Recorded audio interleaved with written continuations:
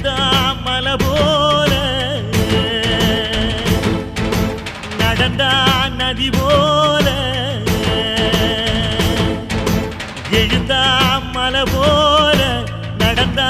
நதி போல அந்த ஆகாயம் போல எண்ணாம கொடுக்கும் பொன்னார மனசு இருக்கும்